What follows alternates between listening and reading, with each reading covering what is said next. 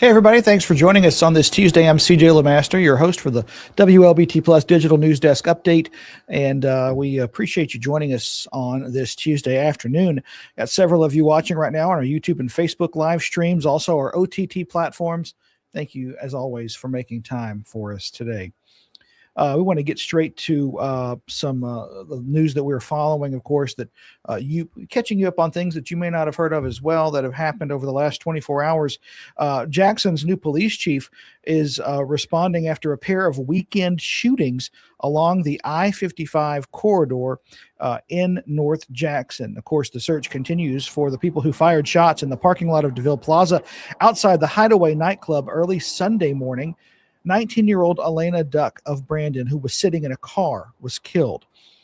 Jackson Police Chief Rochelle Brackney says an incident inside the club led to gunfire in the parking lot. North of there on Saturday, DeMarcus Griffin has been arrested for shooting into occupied vehicles outside the Chili's on Briarwood Drive. No one was hurt in that shooting.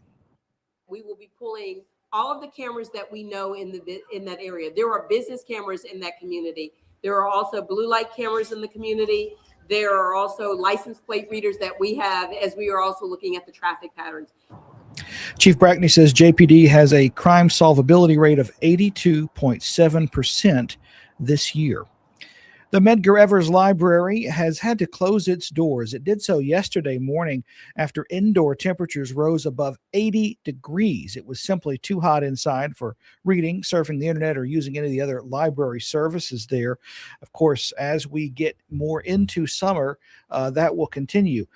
There's a good chance you're going to see that it's closed on hot days, and that's because there's no air conditioning. The failing HVAC system has been an issue there for about 3 years now. It got so unbearably hot and dangerously hot yesterday, the library was forced to shut down. You can see video of students and senior citizens being forced to leave. The library opens on time every morning, but as soon as the temperatures get to 81 degrees, workers have to shut the building down. Nobody can be inside. As you can imagine, this is causing quite an inconvenience for many people, some now pleading with the city to fix the issue. It's unbearable. It's 81 degrees inside. Every time it gets to 81 degrees, even with the fan blowing, you have warm heat blowing, people's breath blowing, and to see that they never even put a floor unit of an AC also shows a lack of concern for their employees. And I ask all our elected officials, they got to treat our house like if it was their house. And when I'm saying that, if they air go out at their house, right, it's going to be fixed the next day or the next week. You know what I'm saying? It's not going to take years and months. And we should treat our museums and our libraries and everything else in the same perspective. Now, visitors will get some relief in cool air soon. The city is teaming up with a company out of Wisconsin to replace the HVAC system. The company says it's expected to begin work in June. A new unit will be installed by July. And of course, the executive director of the library system saying this is a much needed upgrade, saying in part, we look forward to having a fully functional HVAC system by early July. Not only will this allow us to open for regular services, but it will also allow us to move forward with flooring replacements that could not be done without conditioned air. And again, that means if you come to the library on a hot day and you happen to see it's closed, you know why, until early July when that unit is installed. Well, with no special session called, of course, questions are growing about Mississippi's redistricting fight, and specifically what's next.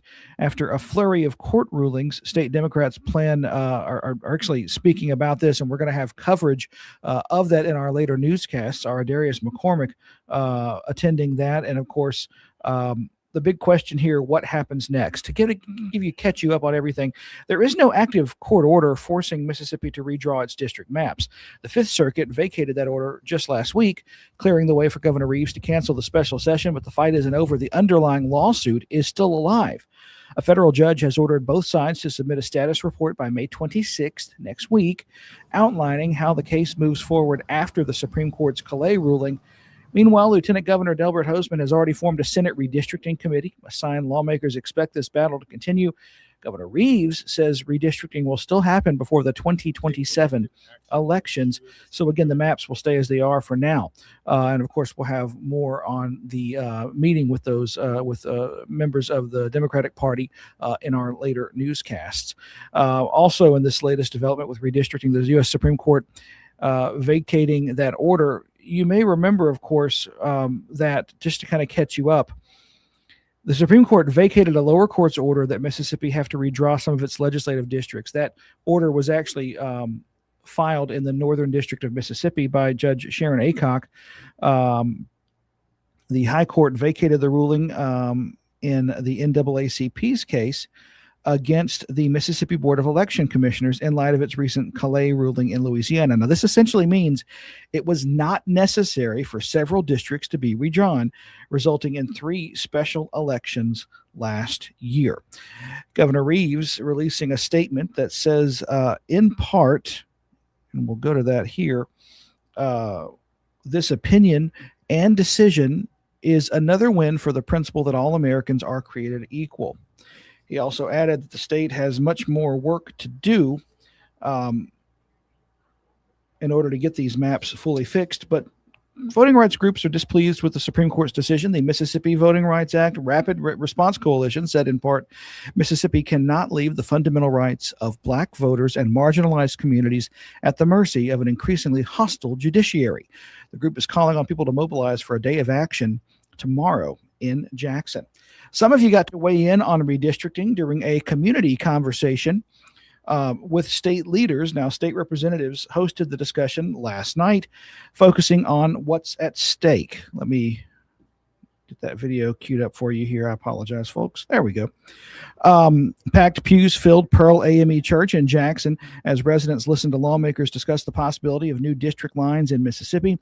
Leaders are looking at redrawing both congressional and judicial maps following the Supreme Court decision in Louisiana that found a district was unconstitutionally drawn based on race. What Republicans are trying to do is to rig the map. Now, keep in mind, they're the ones that drew the map in the first place, but now they're trying to cheat the system to draw out folks like Congressman Benny Thompson. It is time for us to get out of this identity politics situation that we've been in with both parties, really trying to lump people into little pockets based on the color of their skin or their religion or different things like that. With new developments unfolding, lawmakers say they will continue to keep the public informed. Got one comment in our Facebook live stream today from Britt. Happy Tuesday. Under the weather, but tuning in well. I hope you get to feeling better, Britt. Thank you so much for joining us. And we thank all of you for making time out of your day today to join us for this Tuesday update on some of the stories that we're following and some of the things that we've been covering over the last 24 hours. Our first alert weather team will be in here at 2:30. We have high temperatures in the mid 80s for much of this week, as well as the chance for rain, possibly storms. So you'll want to check with them and make sure to tune in for that. Also, our early evening newscasts begin at 4 p.m. on air and online. For everyone here at WLBT, I'm CJ LeMaster, your lead investigative reporter and your host each and every weekday for the WLBT Plus Digital News Desk Update. Thank you so much for watching, and we will see you back here tomorrow.